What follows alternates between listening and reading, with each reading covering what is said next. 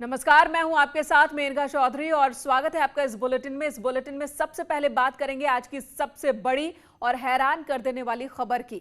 देहरादून के नामी Wilhelm boys school में आज खासा हंगामा हुआ। स्कूल की कैंटीन की ओर से जारी टेंडर को लेकर बवाल मचा, जिसे लेकर हिंदूवादी संगठनों ने नाराजगी जताई है। स्कूल पहुंचकर हंगामा किया। असल में विल्हेम स्कूल की कैंटीन ने एक टेंडर जारी किया जिसमें लिखा गया कि सिर्फ हलाल मीट की ही यहां सप्लाई होनी चाहिए, जिसे लेकर खासा हंगामा हुआ। बजरंग दल के कार्यकर्ताओं ने स्कूल के बाहर प्रदर्शन किया और स्कूल के खिलाफ शिकायत भी दर्ज करवाई है। बजरंग दल का आरोप है कि हलाल मीट के बहाने संबंधित स्कूल छात्रों की धार्मिक भावनाओं के साथ खिलवाड़ कर रहा है। इसे तुरंत रोका जाए। होश में आओ, होश में आओ। मैक्सिमम विद्यालयों की स्थिति यही है और अध्यापिका और प्रिंसिपल सब मुसलमान, वो हिंदू हैं। ये दुखद विषय है।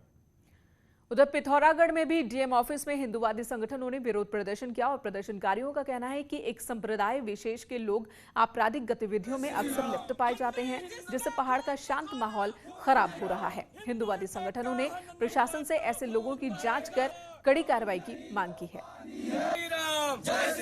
हिंदू हिंदुस्तान, वंदे मातरम, जय श्री राम। हिंदू कि जितने भी बाहर से आए हुए मुस्लिम लोग हैं, ये यहाँ पर गलत तरीके से अपनी वोटर आईडी बनाकर, अपने आधार कार्ड फर्जी तरीके से बनाकर यहाँ पर रह रहे हैं। और जितनी भी आपराधिक घटनाएं आपने देखी होंगी, जितनी भी आपराधिक घटनाएं पिथौरागढ़ में हो रही हैं, बड़े दुख का विषय है कि उसमें मुसलमान की ही लिप्तता पाई जाती है। चलिए बात कांग्रेस की करते हैं। साल 2022 के चुनाव से पहले उत्तराखंड कांग्रेस में नए नेता विपक्ष और प्रदेश अध्यक्ष के नाम पर एक राय नहीं बन पा रही। आज भी दिन भर इंतजार होता रहा कि हाईकमान नाम पर फैसला सुना देगा, लेकिन ऐसा नहीं हुआ। बल्कि नेता विपक्ष से ज्यादा अब प्रदेश अध्यक्ष कौन होगा, इसे लेकर राजनीति तेज हो गई है। मौजूदा वक्त में कांग्रेस में हरीश रावत और प्रीतम सिंह गुट एक्टिव हैं और दोनों गुटों की कोशिश है नेता विपक्ष और प्रदेश अध्यक्ष दोनों ही पद अपने पास रखने का। फिलहाल जातिगत और क्षेत्रीय समीकरण पर भी पेंच फंसा हुआ है। विधायकों में कोई ब्राह्मण विधायक नहीं है और ऐसे में किसी ठाकुर विधायक को नेता विपक्ष बनना तय है। मौजूदा वक्त में प्रीतम सिंह का नाम इस रेस में सबसे आगे चल रहा है, जबकि रेस में करण माहरा, गोविंद सिंह कुंजवाल भी शामिल है।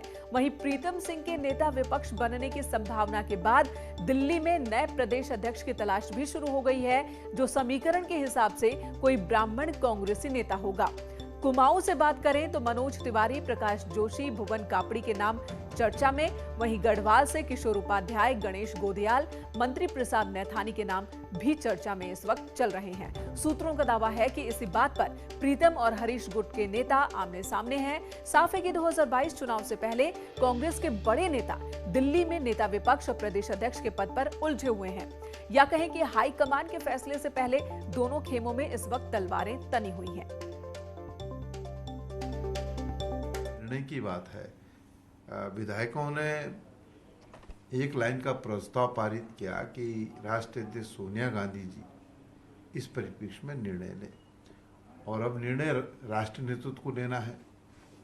मैं समझता हूं कि शीघ्र जो है राष्ट्रीय नेतृत्व इस पर निर्णय लेने का काम करेगा। इधर रामनगर में बीजेपी का 3 दिन का चिंतन शिविर आज खत्म हुआ और इसी शिविर में 2022 के लिए शंखनाद कर दिया गया।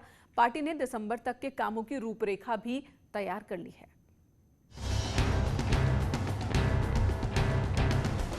2022 में कैसे सत्ता में वापसी होगी, इसे लेकर रामनगर में बीजेपी का चिंतन हुआ और चुनाव के रोड मैप को लेकर खाका खींचा गया। इस दौरान जुलाई से लेकर दिसंबर तक पार्टी क्या करेगी और कैसे करेगी, इसकी रूपरेखा भी तैयार हुई। तो पन्ना प्रमुखों से लेकर प्रधानमंत्री तक के कार्यक्रमों को भी शामिल किया गया। हमने जो तय किया कि पन्ना प्रमुख से लगाकर प्रधानमंत्री की रैली तक इस प्रकार का कार्यक्रम हम लोगों ने तय किया, यानी नवंबर में प्रधानमंत्री जी की रैली भी संभावित है। इस प्रकार हमने सोचा है। बीजेपी का खास जोर जनता से जुड़े मुद्दों पर रहा। कैसे लोगों का जीवन बेहतर बनाया जाए और जनता से जुड़े मुद्दों को कैसे चुनाव में लाया जाए, इस पर जोर दिया गया। कैसे चुनाव लड़ना है उसको लेकर भी चिंतन किया।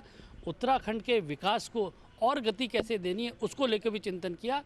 पूरा चिंतन के बाद जो सागर मंथन के बाद जो निकला है वो यही निकला है, उत्तराखंड के प्रत्येक व्यक्ति को उसके जीवन को सुगम बनाने के लिए काम करना है। यही संकल्प लेके और पुनः विजय प्राप्त करनी है उत्तराखंड के अंदर। बीजेपी की इस बड़ी बैठक में राष्ट्रीय संगठन महामंत्री बीएल संतोष के साथ प्रदेश के सभी बड़े नेता भी मौजूद थे। अब बैठक में हुए फैसलों को फील्ड में इम्प्लीमेंट करने की तैयारी है।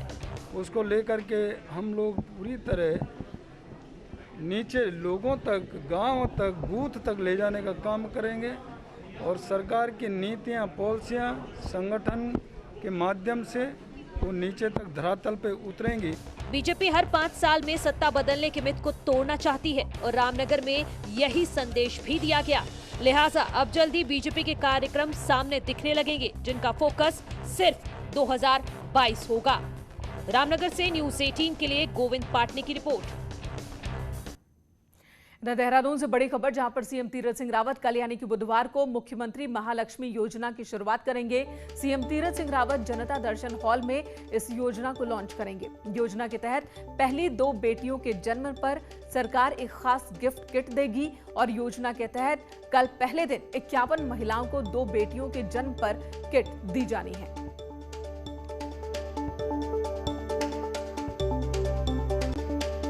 उत्तराखंड विधानसभा चुनाव में बीएसपी ने एक बार फिर से चुनावी बिगुल फूंका है और पार्टी सुप्रीमो मायावती ने सभी 70 सीटों पर लड़ने का ऐलान किया। बीएसपी के राज्य नेता भी मानते हैं कि उनके बगैर कोई सरकार बनने वाली नहीं है। वैसे तो बीएसपी का हाथी आज तक पहाड़ नहीं चढ़ पाया। मैदान में पार्टी का जो जनाधार था वो भी अब खिसकने लगा है। हालांकि हरिद्वार और उधम सिंह नगर की कुछ सीटों पर चुनावी समीकरण जरूर पार्टी के पक्ष में है, मगर साल 2002 का करिश्मा पार्टी दिखा पाए ऐसा कम ही नजर आ रहा है। लेकिन पार्टी के नेता जोर आजमाइश में जरूर लगे हैं। 10 सीट अपने पक्ष में होने का दावा कर रहे हैं, जबकि विपक्षी पार्टी इस पर कटाक्षी कर रही है। बीजेपी पार्टी ने जो छलवा किया है और पिछले कांग्रेस ने भी इसी प्रकार से हमें धोखा दिया है, इस समय पूरी जनता हमारी समझ गई है।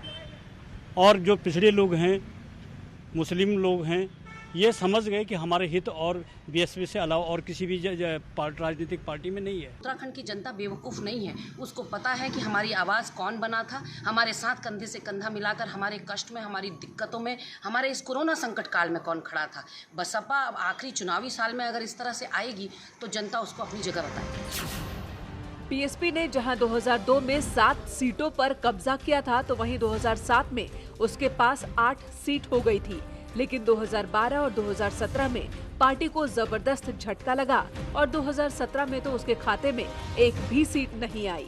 सियासी जानकार बताते हैं कि राम अचल राजभर के समय में बीएसपी का जनाधार जरूर बढ़ा था, लेकिन फिलहाल 2022 के लिए पार्टी की तैयारी अधूरी नजर आ रही है। बसपा एक बड़ी सिंपल कैलकुलेशन से यहाँ जीतते रही है उत्तराखंड के मैदानी जिलों में। वो है मुस्लिम और दलितों का समीकरण। जहाँ पर वो बैठ गया वहाँ पर उसकी सीट निकल गई। 2017 में मुसलमान चले गए थे कांग्रेस के साथ और दलित बढ़ गए थे बीजेपी और कांग्रेस के बीच में, तो बसपा इसलिए पूरी तरह से साफ हो गई। इस बार बीएसपी उम्मीद कर रही है, लेकिन मुझे लगता नहीं कि उसको बहुत ज़्यादा कुछ गेन यहाँ होने वाला है, क्योंकि कमोवेश 2017 वाला ही इक्वेशन इस बार भी चलेगा, ऐसा मेरा अंदाजा है। अब चुनावी साल है, दावे और वायदे आए दिन सुनने को मिलेंगे, मगर असल जंग तो आने वाला समय ही तय करेगा। न्यूज़ 18 के लिए देहरादून से भारती सकलानी की रिपोर्ट। इधर कुंभ में कोरोना टेस्टिंग घोटाले पर हाईकोर्ट बेहद सख्त है। आरोपी कंपनी मैक्स कॉर्पोरेट सर्विसेज के संचालक शरद पंत को हाईकोर्ट ने जांच अधिकारी के सामने पेश होने का आदेश दिया और अब 1 जुलाई को शरद पंत को जांच अधिकारी के सामने पेश होना होगा। हालांकि गिरफ्तारी को लेकर शरद पंत को थोड़ी राहत जरूर मिली है। कोर्ट ने यह आदेश दिया है कि बगैर नोटिस दिए शरद पंत को गिरफ्तार न किया जाए। शरद पंत ने गिरफ्तारी पर रोक लगाने की याचिका दाखिल की थी। Hope that after this judgment of the Honorable High Court, the IO will conduct a further and a very fair investigation. और देहरादून से आज एक और बड़ी खबर आई। अल्मोड़ा मेडिकल कॉलेज के प्रिंसिपल पर एक्शन की मांग की है मंत्री रेखा आर्या ने। उन्होंने स्वास्थ्य सचिव अमित नेगी को एक चिट्ठी लिखी है। प्रिंसिपल RG नौटियाल को तुरंत पद से हटाने की उन्होंने मांग की है। 11 जून का वाकया है, जब अल्मोड़ा में मीटिंग के दौरान विवाद हुआ था। प्रिंसिपल ने प्रेजेंटेशन रोककर मोबाइल फोन पर बात शुरू कर दी थी, जिसे लेकर मंत्री रेखा आर्या नाराज हो गई। फिर मीडिया के सामने भी मंत्री को लेकर उन्होंने कई बयान दिए थे, जिसके बारे में मंत्री रेखा आर्या का कहना है कि वो बयान गलत और झूठे थे और इसी मसले को लेकर उन्होंने चिट्ठी लिखी है कि प्रिंसिपल को हटा दिया जाए। इधर कॉर्बेट नेशनल पार्क को आज से खोल दिया गया है सैलानियों के लिए। कोविड की दूसरी लहर के चलते पार्क बंद कर दिया गया था और आज से कॉर्बेट के ढेला, बिजरानी, झिरना, दुर्गा देवी और गर्जियाना जोन को खोला गया है। कॉर्बेट पार्क के इन जोन में सैलानी डे विजिट ही कर सकेंगे। वन्य जीवों के दीदार का लुत्फ उठा सकते हैं दिन में ही, रात में ये इजाजत फिलहाल नहीं दी गई है। कॉर्बेट के खुलने के साथ ही पर्यटन कारोबार में भी खासा इजाफा होने की उम्मीद है और अब तो कॉर्बेट और राजाजी पार्क को साल भर खोलने का फैसला लिया गया है। कॉर्बेट नेशनल पार्क विशेष के कोरोना महामारी में और जो गाइडलाइंस प्रदेश सरकार की कोरोना को लेकर होगी, उन गाइडलाइंस के साथ हम अपने दोनों पार्कों को 12 महीने खोल के रखेंगे।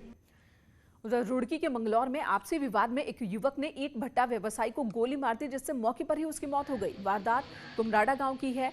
वारदात के बाद आरोपी फरार हो गया। पुलिस ने शव को कब्जे में ले लिया। पुलिस के मुताबिक ईंट भट्टे का किराए पर दिया गया था ईंट भट्टे को और आरोपी इसे खाली करने का दबाव बना रहे थे। इसी विवाद में ईंट कारोबारी की गोली मारकर हत्या की गई है। कुमराड़ा गांव में एक मलिक भट्टा, उसके स्वामी अजय मलिक की आज हत्या कर दी गई थी और उसमें एक व्यक्ति की पहचान अंकुश के नाम से हुई है। हम शीघ्र ही इसमें धरपकड़ की हम लोग प्रयास कर रहे हैं। 2 लोग जो इस हत्या में शामिल थे उनके लिए हम लोगों के द्वारा टीमें बनाई गई, जल्दी इसकी अरेस्टिंग करेंगे। इधर उधम सिंह नगर के सितारगंज में 2015 में हुई लूट और हत्या की वारदात में इनामी बदमाश को गिरफ्तार किया गया। वारदात के 6 साल बाद आरोपी को यूपी के बरेली से पकड़ा गया। आरोपी को कोर्ट में पेश करने के बाद जेल भेज दिया गया। आरोपी पर 5,000 रुपए का इनाम भी था। उस पर यूपी के थानों में भी 2 केस दर्ज हैं। 2015 में सितारगंज में वारदात को अंजाम देकर ये भागा था।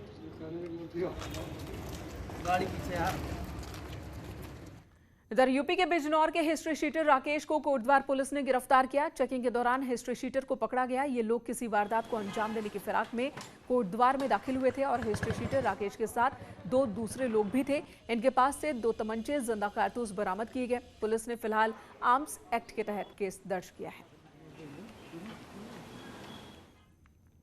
एक और खबर पिथौरागढ़ से, जहां पर निर्माणाधीन बेस हॉस्पिटल में सिटी स्कैन मशीन इंस्टॉल करने की कवायद शुरू हो चुकी है। बेस हॉस्पिटल में 6 महीने से सिटी स्कैन मशीन खराब पड़ी है। हेल्थ डिपार्टमेंट का कहना है कि इंजीनियर्स की टीम मशीन को इंस्टॉल करने में जुटी हुई है। इस हफ्ते के अंत तक यहां पर सिटी स्कैन होने लगेंगे। मशीन को चलाने के लिए 2 टेक्नीशियंस को भी नियुक्त किया जा रहा है। फिलहाल जिले में न्यूरोलॉजिस्ट नहीं है, जिसकी वजह से सिटी स्कैन की रिपोर्ट को बाहर भेजना पड़ता है।